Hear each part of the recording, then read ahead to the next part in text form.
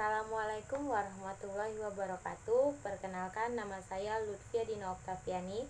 Saya dari jurusan Multimedia dan Jaringan, kelas MJ1B dengan NIM 4312001047. Di sini saya akan menjelaskan tentang penyakit diabetes mellitus. Apa sih penyakit diabetes mellitus? Diabetes mellitus adalah penyakit yang mencegah tubuh kita untuk menggunakan energi yang berasal dari makanan yang kita makan dengan benar. Diabetes mellitus merupakan salah satu penyakit metabolisme. Diabetes mellitus adalah penyakit kronis yang ditandai dengan tingginya kadar gula di dalam darah. Kadar gula tersebut diatur oleh suatu hormon, yaitu insulin. Tipe-tipe diabetes mellitus yaitu ada 3. Yang pertama, diabetes tipe 1, yang kedua, diabetes tipe 2, yang ketiga, diabetes gestasional.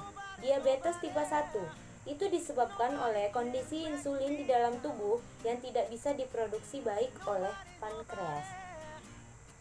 Diabetes tipe ini sering dimulai pada masa kanak-kanak. Kondisi ini juga disebut dengan kondisi autoimun. Diabetes tipe 2 itu disebabkan diabetes yang tidak tergantung dengan insulin, tetapi diabetes tipe ini lebih umum terjadi dibanding diabetes tipe 1. Diabetes tipe 2 lebih ringan daripada diabetes tipe 1. Yang ketiga yaitu diabetes gestasional. Diabetes ini sering terjadi pada ibu hamil. Kehamilan biasanya menyebabkan beberapa bentuk resistensi insulin. Perubahan hormon selama kehamilan juga mempengaruhi aksi insulin di dalam tubuh. Pada kondisi ini, ibu hamil gula darah dialirkan melalui plasenta ke bayi. Untuk itulah penting untuk mengontrol diabetes gestasional untuk melindungi pertumbuhan dan perkembangan bayi. Diabetes ini lebih beresiko untuk bayi daripada ibunya. Diabetes ini menyebabkan bayi akan mengalami kenaikan berat badan yang tidak biasa sebelum kelahiran, kesulitan bernapas saat lahir, atau resiko obesitas dan diabetes yang lebih tinggi di kemudian hari. Yang keempat, prediabetes, yaitu ketika gula darah di dalam tubuh lebih tinggi dari yang seharusnya, tetapi tidak cukup tinggi bagi dokter untuk mendiagnosis diabetes. Kondisi prediabetes dapat menyebabkan seseorang memiliki resiko terkena diabetes tipe 2 yang lebih tinggi. Sekarang, di sini siapa aja sih yang lebih beresiko terkena diabetes mellitus? Banyak faktor untuk meningkatkan resiko seseorang terkena diabetes.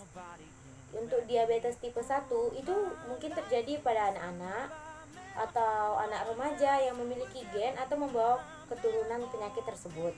Diabetes tipe 2 itu banyak kemungkinan, diantaranya yaitu memiliki kelebihan berat badan, berusia 45 tahun atau lebih, memiliki orang tua atau saudara kandung yang memiliki penyakit tersebut, keturunan, tidak aktif secara fisik, menderita diabetes gestasional, penderita prediabetes, dan memiliki tekanan darah tinggi, kolesterol tinggi, dan yang lainnya.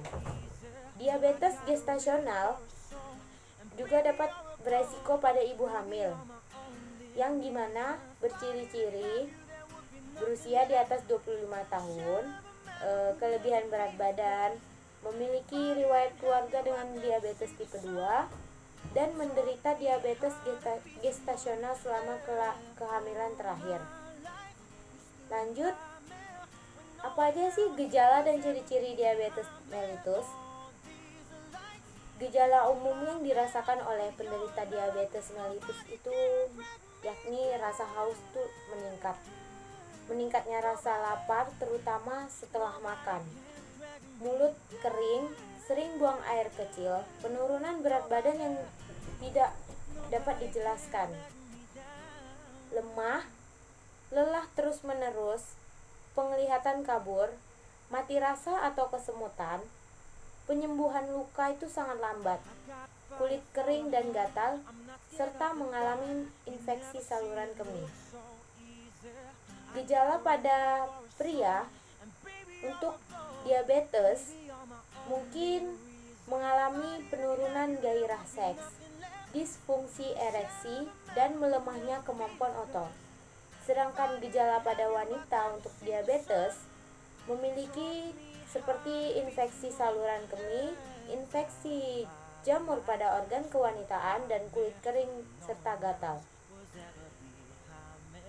Apa aja sih komplikasi yang mungkin terjadi akibat diabetes mellitus? Saat terkena penyakit diabetes mellitus tipe 1 dan 2, beberapa komplikasi dapat dialami oleh orang tersebut. Beragam jenis, dari yang ringan hingga yang berat, hingga yang menyebabkan kematian. Beberapa penyakit komplikasi yang mungkin terjadi bakal saya sebutin ya, yaitu bisa jadi penyakit mata. Semua pasien dengan diabetes harus mengunjungi dokter spesialis mata setiap tahun untuk pemeriksaan kondisi mata. Yang kedua yaitu penyakit ginjal. Pasien yang terkena diabetes mellitus sebaiknya melakukan tes urin setiap 1 tahun sekali. Pemeriksaan tekanan darah secara teratur juga penting, karena manajemen tekanan darah tinggi sangat penting dalam memperlambat penyakit ginjal. Lanjut, penyakit saraf. Seorang diabetes yang terkena diabetes sering mengalami mati rasa ataupun kesemutan di kaki. Ini kejadian sering berulang. Sebaiknya kita sampaikan ini kepada dokter dan melakukan pemeriksaan gula darah. Lanjut, luka di kaki penderita diabetes itu lekas lama sembuhnya. Dan lanjut, bagaimana sih cara mengatasi dan mengobati diabetes mellitus? Diabetes mellitus tidak bisa disembuhkan, tapi bukan berarti kamu tidak membutuhkan pengobatan. Pengobatan tetap perlu dilakukan untuk menjaga kadar gula darah dan mencegah penyakit komplikasi. Jenis pengobatan sendiri itu ada 2 macam, yakni secara medis dan secara alternatif pengobatan herbal. Perawatan diabetes mellitus di dokter itu tergantung tipe. Diabetes tipe 1, untuk ini pengobatan utamanya harus diberikan yaitu insulin. Pemberian insulin itu dapat menggantikan insulin yang tidak dapat diproduksi oleh tubuh kita. Ada 4 jenis insulin yang sering digunakan. Insulin ini dibedain berdasarkan cepat lambatnya mulainya bekerja, berapa lama efeknya, pokoknya gitu. Yang pertama itu insulin kerja cepat. Dia bekerja selama 15 menit. Efek berlangsungnya cuma hingga 3 hingga 4 jam. Yang kedua, insulin kerja pendek. Dia bekerja selama 30 menit dan berlangsung hingga 6 sampai 8 jam. Yang ketiga, insulin kerja menengah. Dia mulai bekerja dalam 1 hingga 2 jam, tetapi dia berlangsung hingga 12 hingga 18 jam.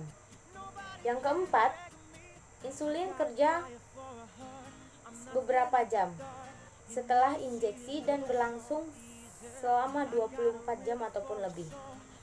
Diabetes tipe 2 itu dapat dicegah, dapat diobati dengan diet dan berolahraga. Dapat membantu beberapa orang diabetes tipe 2 dan perubahan gaya hidup untuk menurunkan gula darah serta meminum obat-obatan. Yang ketiga, diabetes gestasional. Pengobatan untuk diabetes gestasional adalah dengan memonitor kadar gula darah beberapa kali sehari selama kehamilan. Jika terjadi kenaikan kadar gula darah, perubahan pola makan dan olahraga mungkin cukup untuk menurunkannya. Beberapa kondisi wanita dengan diabetes gestasional akan membutuhkan insulin yang untuk menurunkan gula darah. Insulin yang aman untuk pertumbuhan bayi. Lanjut, cara mengatasi diabetes secara alami di rumah, yaitu kita sering rajin berolahraga untuk ngebantu menurunkan berat badan sehingga meningkatkan sensitivitas insulin. Lanjut, kontrol asupan karbohidrat, konsumsi makanan tinggi serat, konsumsi cukup cairan, kontrol porsi makan, Pilih makanan yang indeks glikemiknya rendah, kontrol tingkat stres, rutin pantau kadar gula darah, tidur yang cukup dan berkualitas, konsumsi makanan tinggi kronium dan magnesium, serta berusaha menurunkan berat badan. Bagaimana sih cara mencegah diabetes mellitus? Ada beberapa hal yang dapat kamu lakukan untuk menunda atau mencegah diabetes mellitus, yaitu dengan menjaga kondisi berat badan ideal, mengatur menu makanan yang lebih sehat, rutin berolahraga, setidaknya seperti berjalan kaki atau bersepeda minimal 30 menit sehari lah dalam 3 kali seminggu. Hindari merokok dan minum alkohol, hindari stres dan istirahat yang cukup, rutin mengalami pengecekan gula darah setidaknya sekali dalam setahun. Pencegahan bagaimanapun lebih baik daripada pengobatan, ya kan? Oleh karena itu, menerapkan gaya hidup yang sehat adalah pilihan terbaik untuk mencegahnya munculnya penyakit diabetes mellitus. Cara mendiagnosa dan pemeriksaan pada penderita diabetes mellitus. Ada beberapa metode, yakni tes gula darah sewaktu-waktu, tes gula darah saat puasa, tes HbA1c, yaitu bertujuan untuk mengukur kadar glukosa rata-rata pasien selama 2-3 bulan ke belakang. Sekian, apabila ada kesalahan atau ada kekurangan, saya mohon maaf.